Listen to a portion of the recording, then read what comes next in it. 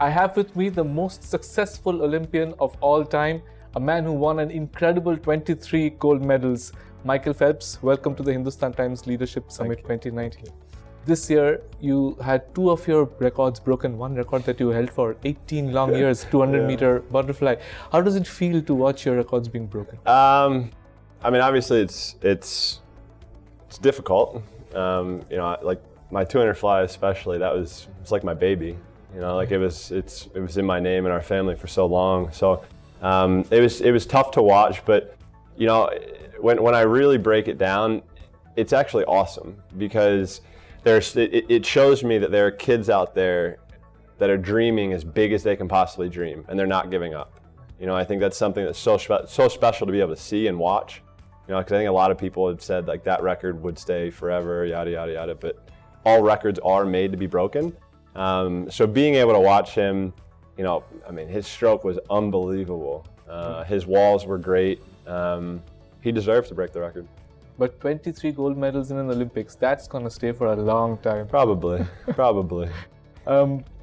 How did it feel for you when you broke Mark Spitz's record in 2008 and you won 8 gold medals? For me, it was the journey that I was on is I wanted to become the first Michael Phelps. I wanted to do something that nobody else had ever done. And for me, being able to do that, it was a lot of trial and error. We had to figure out the perfect way to get it done. And being able to do that, for me, was all I wanted to do. I wanted to be the first to ever do something. My journey was never to be the second Mark Spitz. Right. I wanted to be the first Michael Phelps. And throughout my career, I feel like, looking back at it, that I did everything that I wanted to in the pool.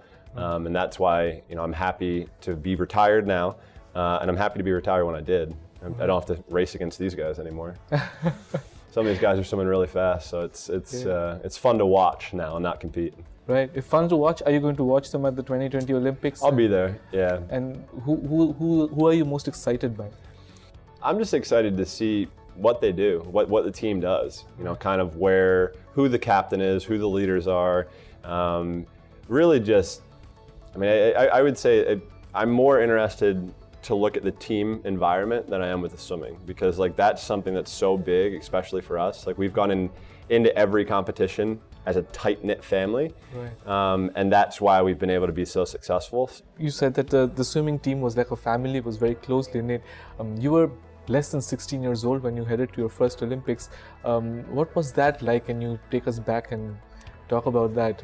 I was a deer in headlights in Sydney. I had no idea really what to expect. It was my first time out of the country, my first national team trip, obviously my first Olympics, and I was going with an expectation to medal.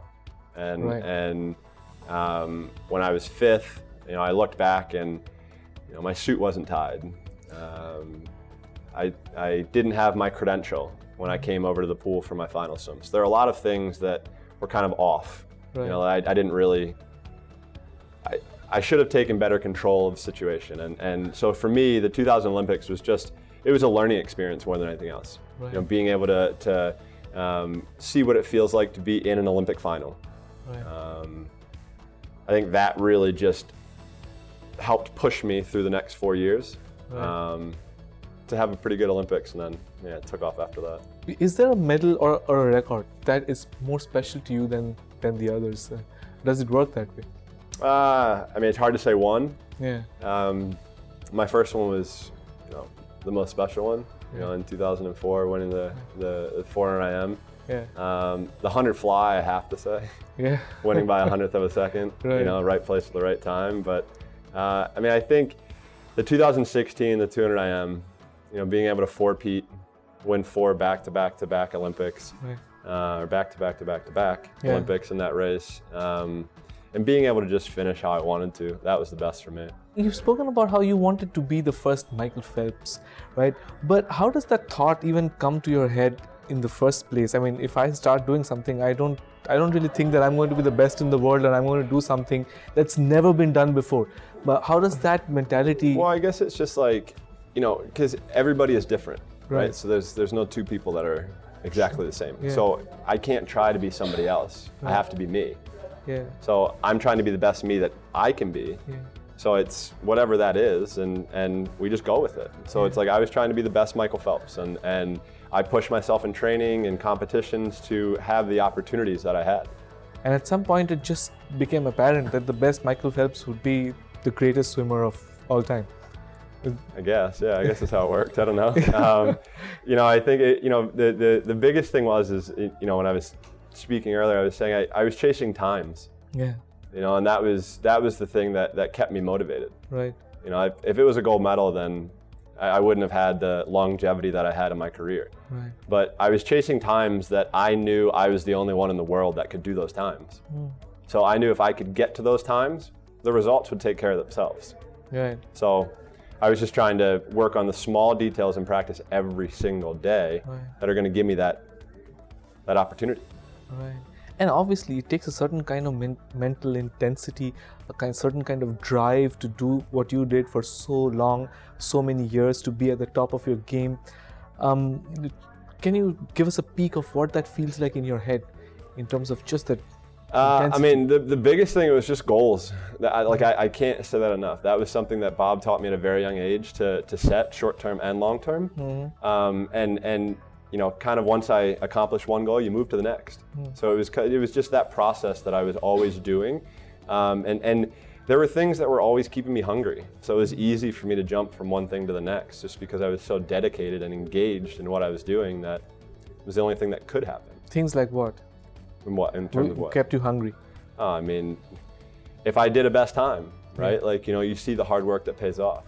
So for me, my coach and I came up with a dream, he came up with a plan, and we went for it. And that's in a nutshell what my career was like. I was always somebody who was challenging myself mentally to push myself to different levels or limits, just to see how far I could truly go.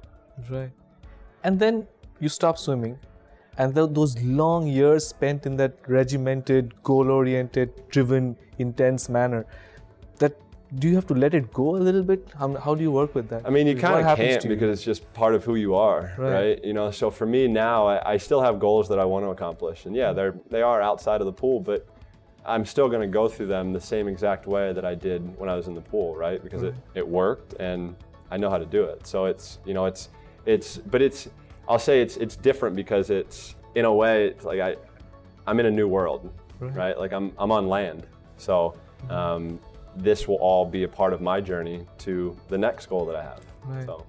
You're also a rare athlete who actually came out in the open and spoke about the difficulties you had with your depression, and now you're a mental health advocate. What's the work you're doing with that right now? I think it's just really continuing to spread the message that it's okay to not be okay.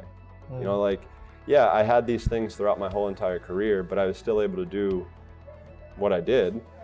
So I think, just being able to express the importance of opening up, talking about the struggles you're going through, because it's okay not to be okay. Right. We're human beings. We can't expect to be perfect in everything that we do. So, I think if we're able to show a vulnerable side, we're able to then grow from that and learn from that. So being able just to spread that message and honestly, to save a life for me is better than ever winning an Olympic gold medal. So. This is a very enjoyable ride. It's challenging because I'm continually learning about myself as well, and the hard times that I go through, they're going to happen for the rest of my life. And these are important things to talk about, because most people don't want to even say, "Okay, I get depressed."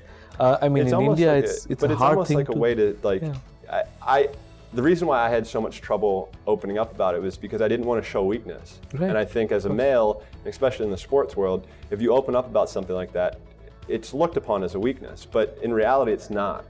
That's the point where we are, and I think people are finally starting to realize that it's a real thing, and it's something that we need to talk about.